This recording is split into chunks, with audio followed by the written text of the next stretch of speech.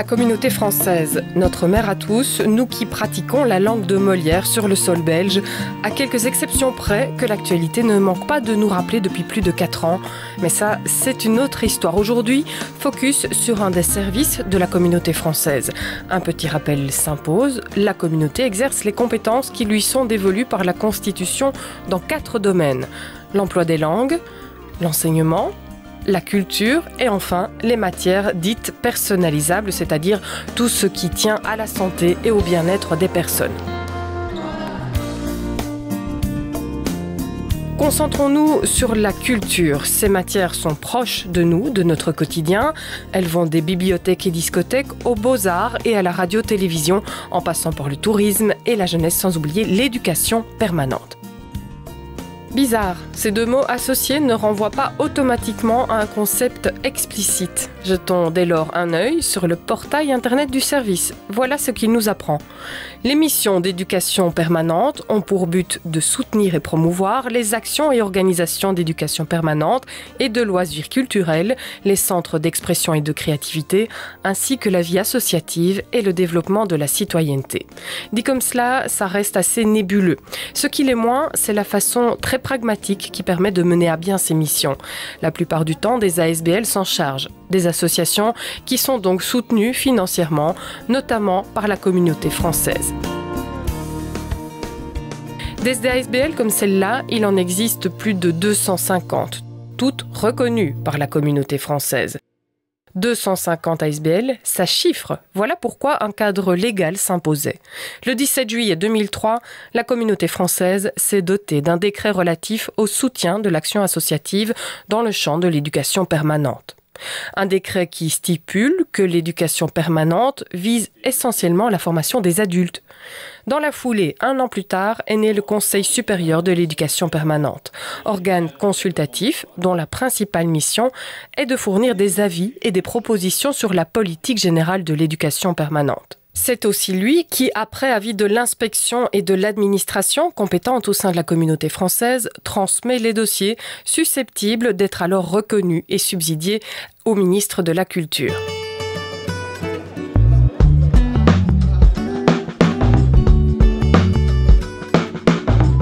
8 ans après la reconnaissance du décret de juillet 2003, ce Conseil supérieur de l'éducation permanente s'est offert un petit check-up, une journée de débat pour faire le point sur ce qui va ou non.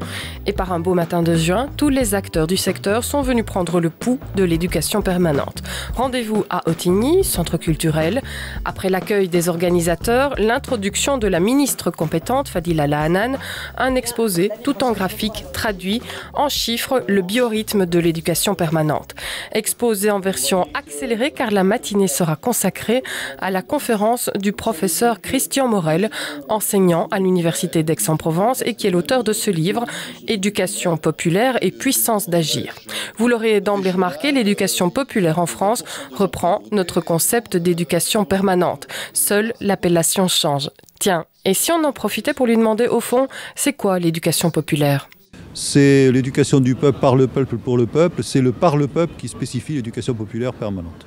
C'est-à-dire que d'emblée, les individus, individuellement et collectivement, sont engagés dans le processus éducatif. On recherche plusieurs choses, je l'ai un peu dit ce matin, c'est d'abord une prise de conscience individuelle et collective, ce qu'on appelle la conscientisation, des démarches d'émancipation, c'est-à-dire la capacité à faire des choses qu'on ne s'autorisait pas préalablement, des capacités à augmenter sa capacité à agir, c'est ce que j'appelle la puissance d'agir, c'est-à-dire au départ on était confiné dans un certain nombre de contraintes et là on passe à l'action, créer une structure, une association, créer un mouvement, se mettre à créer, faire de l'art, etc.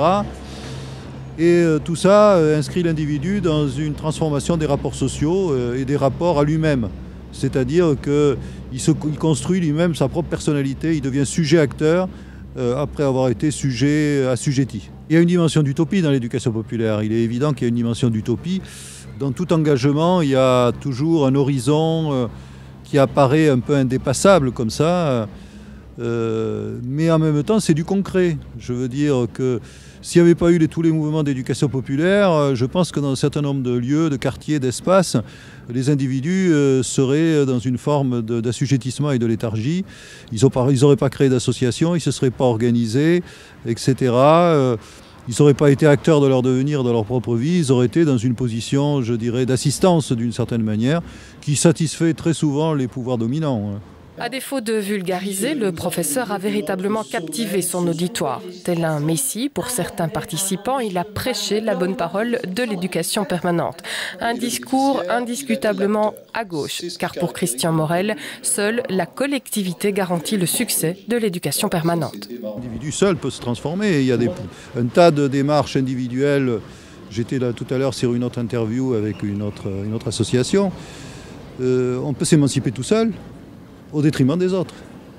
Je suis en situation de difficulté, de chômage, je me prends par la main, j'ai le soutien de ma famille. Déjà, il y a du collectif là. J'ai le soutien de la NPE ou je sais pas quoi, du Pôle emploi, comme pour parler comme en France. Et je finis par trouver un emploi et je crée ma propre entreprise. Et 20 ans après, je suis chef de boîte et j'ai un patrimoine, etc. Je m'émancipe individuellement. Mais on se rend compte toujours que on est passé par des réseaux, on est passé par des structures, même si on a tendance à dire qu'on est un self-made man. Par contre, la dimension plus particulièrement d'éducation populaire consiste à penser qu'on ne se cultive pas, on ne se transforme pas, on ne fait pas évoluer les choses individuellement.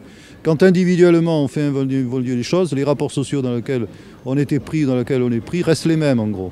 Une façon de voir les choses sans doute un peu réductrice, à la limite du cliché. On en viendrait presque à croire que le succès de l'éducation permanente n'a pas de limite.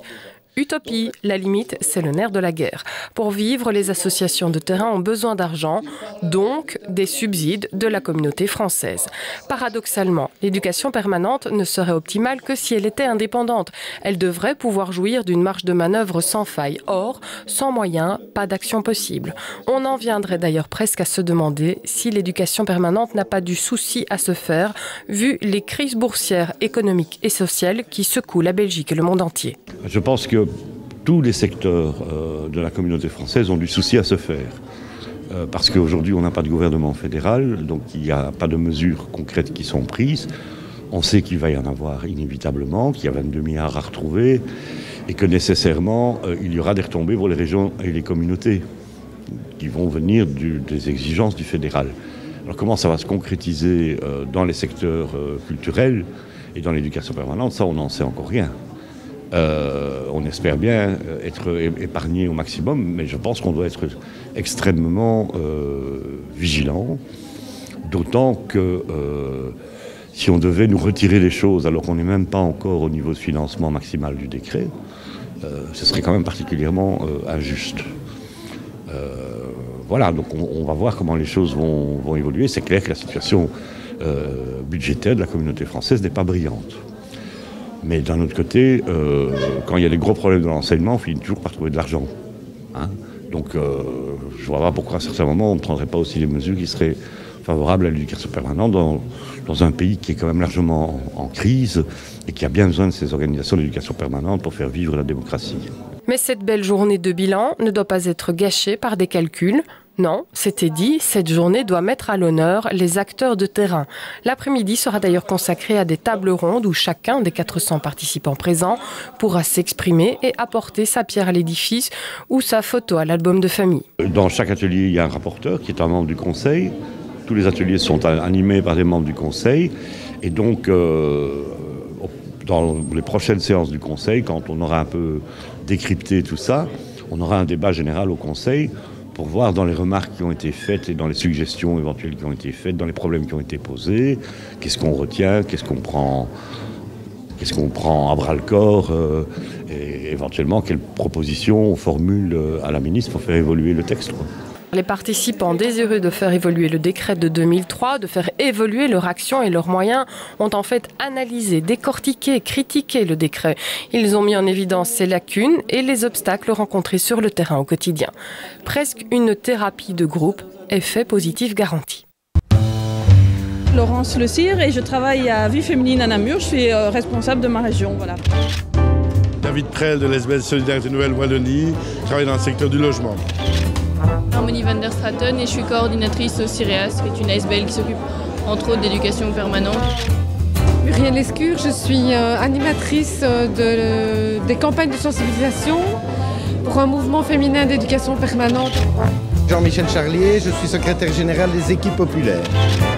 Jean-Luc Degé, je suis administrateur et formateur à Peupliculture. Valérie Renard et je suis animatrice régionale pour la Ligue libérale des pensionnaires. Un grand coup de punch comme ça, d'énergie, parce que d'abord c'était un délice d'entendre Monsieur Morel qui brasse des choses qu'on connaît bien sur le terrain, mais le fait de les rassembler comme ça de manière aussi dynamique, c'était un vrai bonheur, et de se voir aussi nombreux. Moi je ne m'attendais pas non plus à ce qu'il y ait autant de gens, et donc non, c'était très très agréable. Très riche, en particulier l'éclairage de ce matin, rappeler un peu les concepts, la théorie, ça nourrit vraiment, ça fait écho à nos pratiques de terrain. Ça permet de réfléchir un petit peu sur le concept d'éducation permanente, éducation populaire, donc ça permet de rappeler des grands principes et de creuser un peu plus, de voir aussi si on est vraiment dans la bonne marge. La première chose que ça m'a apporté, j'ai envie de dire, c'est la rencontre avec des collègues, avec des gens qui font le même boulot que moi. Les échanges d'expériences, ça c'est quand même intéressant. L'après-midi était consacré à ça et je dois dire que ça m'a apporté plus qu'un discours académique ou magistral. Quoique la présentation de M. Morel le matin était très intéressante parce qu'il a remis un peu de philosophie dans notre travail. C'est important de pouvoir un peu se confronter de manière à pouvoir mieux percevoir comment chacun s'est repositionné, quelles sont les difficultés dans le travail au quotidien. Il y a une première chose très importante, c'est qu'il y a une rencontre, évidemment, il y a un échange d'expériences entre participants. Or, dans le milieu associatif, on ne se connaît pas toujours. Dans la même localité, oui, mais sur l'ensemble du territoire de la communauté française, non. Donc échange d'expérience, certainement. Je pense que l'intervention de Morel le matin a vraiment permis de théoriser, de ramener un certain nombre de concepts qui nous permettent de penser nos pratiques, ce qui est effectivement quelque chose de fort important parce que souvent on est un peu le nez sur le guidon et on n'a pas suffisamment de recul. On se sent moins seul en fait. On se rend compte que les difficultés que nous rencontrons sont les mêmes partout. On se rend compte que on avait le sentiment que le décret ne collait pas toujours aux réalités de terrain. Et finalement, c'est pareil un petit peu partout. Et on repart avec un petit peu d'espoir quand même parce qu'on va peut-être essayer de demander une reconnaissance dans un autre axe. Et voilà, c'est quand même assez positif. Et c'est ainsi que s'est achevée cette journée atypique de bilan, d'autocritique et d'analyse. Journée suspendue comme hors du temps, mais que chacun compte bien garder en mémoire, histoire de se motiver, de poursuivre sa mission, de l'améliorer. En attendant une prochaine journée de débat, le bilan de celle-ci est positif. J'ai d'abord un sentiment de très grande satisfaction parce que nous avions fait au Conseil l'hypothèse que ça correspondait à un besoin, et là c'est tout à fait confirmé. Donc ça a dépassé même très largement nos espérances. Donc le secteur était très très largement représenté aujourd'hui dans toutes ses composantes. Les petites comme les grandes associations étaient présentes. Je trouve avec beaucoup de volontarisme et d'enthousiasme. Avec autant de bonne volonté teintée d'utopie, l'éducation permanente a de beaux jours devant elle, mais il faudra gérer le contexte économique morose, contexte propice aux coupes claires dans les budgets. Espérons que celui de l'éducation permanente n'est pas sur la liste.